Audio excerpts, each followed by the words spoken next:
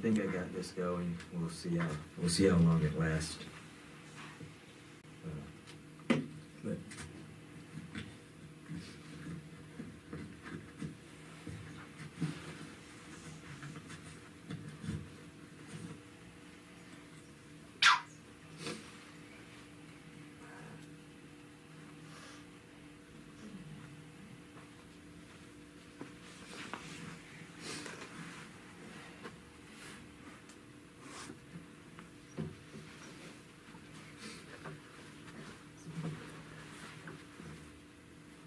can everybody hear me?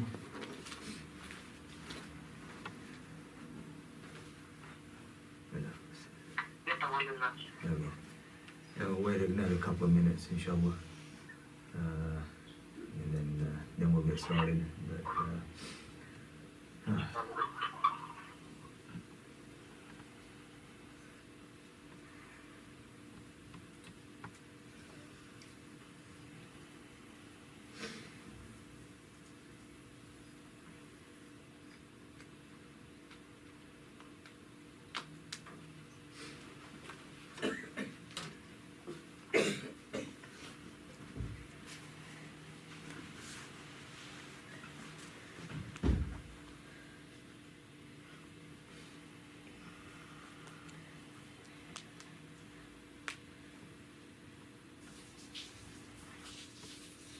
you got it?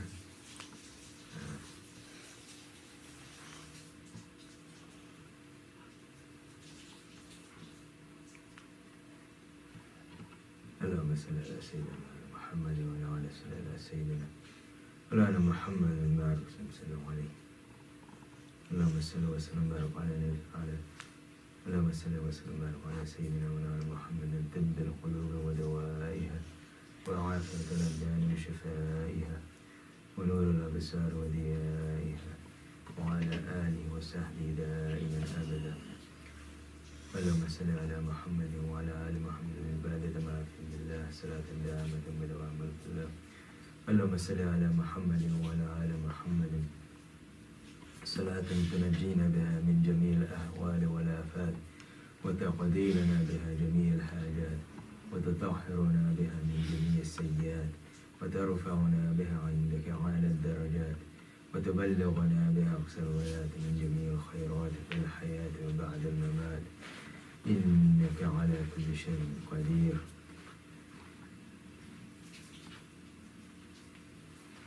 نحمده ونصلي على رسول النبي الكريم. أعوذ بالله من الشيطان الرجيم. بسم الله الرحمن الرحيم.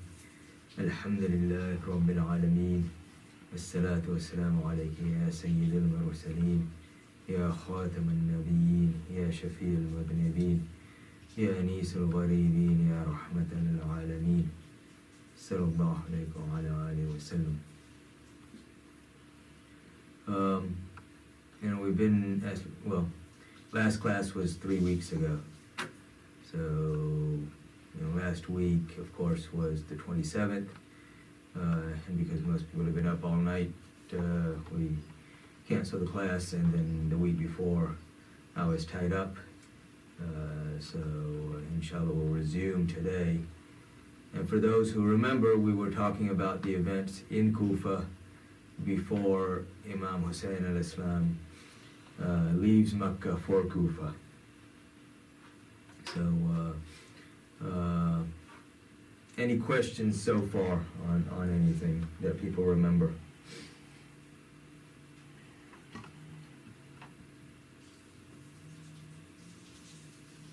Good.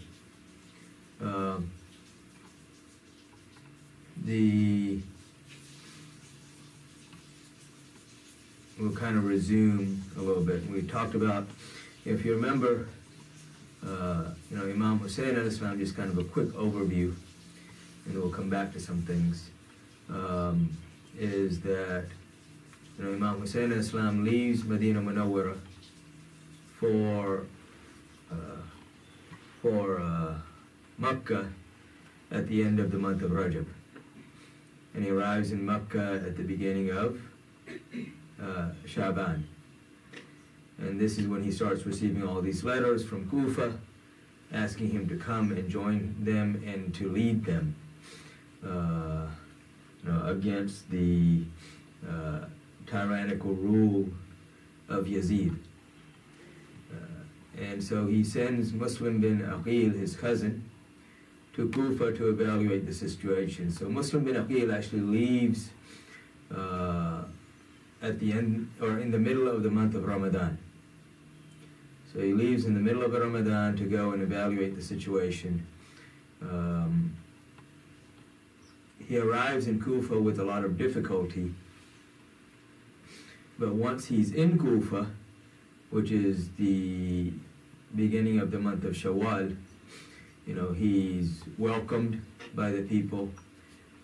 People are coming and accepting him and taking allegiance at his hands on behalf of Imam Husain. So they're taking allegiance with Imam Husain at the hands of Muslim bin Aqil, and promising to sacrifice their lives and their wealth in his defense, and accepting him as their leader, and acknowledging or rather promising to follow him wherever he or however he leads them.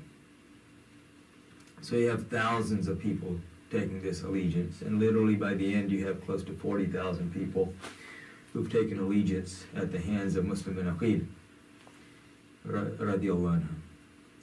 And so now this is when he writes the letter to Imam Husain al-Islam, telling him situation's really good, come on, people are ready to accept you and to and give you allegiance.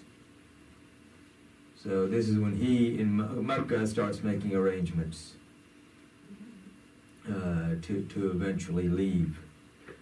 In the meantime, as we mentioned before, Yazid is sent word through various channels, through his spies, of what's going on in Kufa.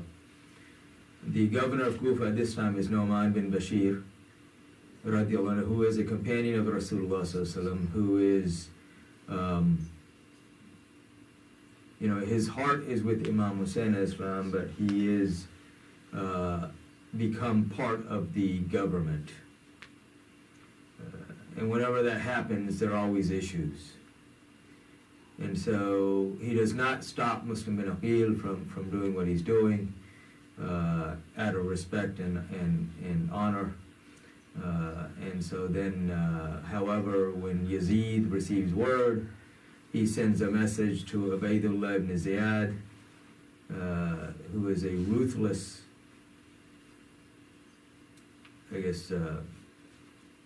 you can say ruthless dictator, but dictator implies ruthless. So he's a ruthless governor of Basra, who has been a very effective, or I guess what you would call a very effective administrator for Banu Umayyah. He's the guy they go to when there's trouble, because they know he has no limits as far as reaching his objective. And his objective is always total control. So that's why he's the go-to guy. And same thing in this situation. So right now he's the governor of Basra. He's also promised to become the governor of Kufa if he handles this for Yazid. And the orders are really stop Imam Husain al-Islam, period. A lot of people try to say, no, it wasn't this, it wasn't that. I mean, those were the orders. Stop him at whatever cost.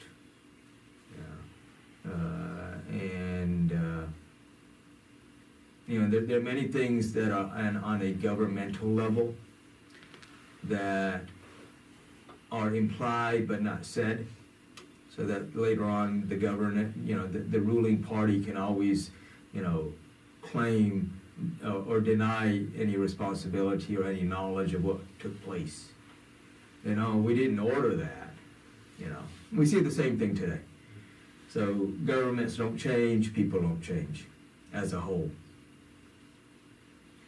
So anyway, so when Ibn Ziyad, of course, as we mentioned last time, which was 3 weeks ago, he comes in, he assumes the governorship, He comes in disguise, and people are assuming or thinking that's Imam Husain Islam because they're expecting him to have left. Of course, there's no communication back then like you have today, where you just pick up the phone and say, I'm away, and this is where I am. There it was like, okay, yeah, he's leaving. We don't know when he's left, or when he will leave. And so the assumption is he's already left, and now they see this strange person walking in, dressed the way it was known that Imam Husain Islam and his men used to dress. And so when people see him, they automatically assume, oh, this is him. Which to him, is also a test, because this confirms everything that he had heard. He had heard about all this stuff going on, so now this just confirms all that to him. He goes, he kicks Nu'man bin Bashir out of the governor house and assumes control. And then from there, he basically sends word throughout Kufa that he's arrived. He arrests various people that are, heads of clans and tribes. So these are well-respected people that people look up to in the community, and so these are the people that are getting arrested. The people basically march on the house with Muslim bin Aqil, and then he threatens them, and then they all leave. Because they also know that this is a person who, again, has no limits. He has the full authority of the state behind him, which means that basically the militia, the army, everything is his, to command as he wills. And just like people today, when you see an atrocity or when you see crimes being committed, the number of people who truly are willing to stand up and sacrifice or give real sacrifices is very small. And the number of people who give lip service is very large. And so no different than as it is today. And we're seeing that today.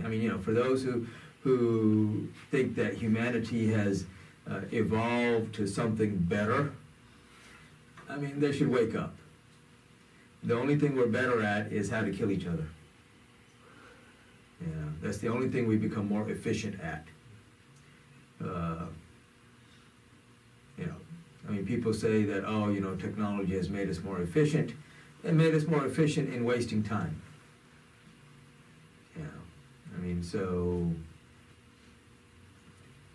It's interesting. If I look at the scholars in the past, most of them died in their 50s, some 60s. You have rare ones that went up to 80s or 90s. And yet within those 50 years, these are people who studied thousands of books, wrote hundreds of books, and literally, you look at the works that they did, it's like, how do they have time? That's because they didn't waste time. And that was the key. So there was blessings in their time. When we look at today, all the barakah, all the blessings, Allah subhanahu wa ta'ala has taken back. Because we're not doing what we're supposed to be doing. And so, you think about it, you waste a whole day just looking at stuff on your phone. And you gain nothing from that. Literally nothing from it. Playing video games, wasting time doing this, wasting time doing that. And then when there is some time, then because the mindset is so messed up, we're all left thinking, what do I do now? Oh, I got some free time. What do I do? Oh, let me pick up my phone and look at something. All right. And then another few hours wasted again. All right. Instead of getting up and doing something, is, we think for 2 minutes and, easy out. Let me pick my phone up. Let me look at the computer. Let me do this. Let me do that. And so, the rate of the degradation of society as a whole has accelerated. The rate of efficiency in other things really has not. Okay. And again, we're seeing that. Anyone who wants to wake up and smell the coffee or the roses or whatever they smell, it's in front of them. Okay.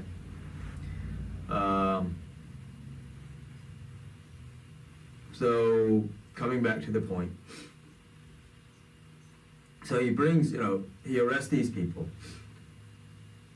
And this basically gives him the opportunity to threaten the city as a whole. Basically let them know I'm in charge.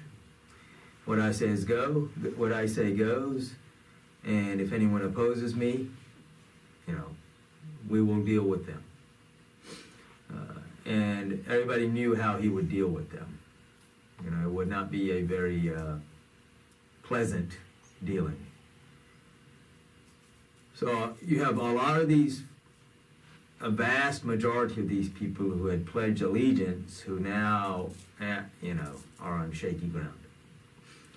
And Muslim bin Aqil, realizing this and seeing this, he goes into hiding in the house of Hani bin Urwa, who is a very decent, respectful, righteous man.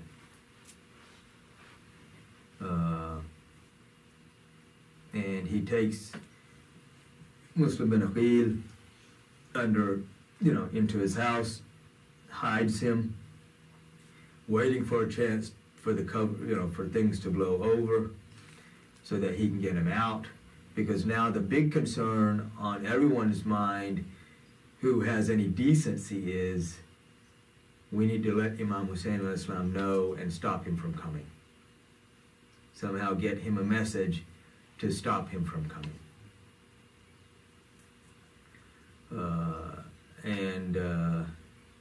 But again, you have so many spies, basically, half, if not more, of the city is now spies. Either under threat or under, bribe. So either they're being bribed to say, okay, you do this and we'll give you this, or if you don't do this, we'll do this. And this is what's going on. And so while Imam Muslim is in his house, Hani falls ill. And Hani, being a very well-respected member of the community of Kufa, well-known person, Ubaydullah ibn Ziyad decides to go and make a visit. He has his spies who've already told him, yeah, this is where we think he is. Now he goes. And when they know that he's coming, there's a plan that's set, that he will come, and when an Imam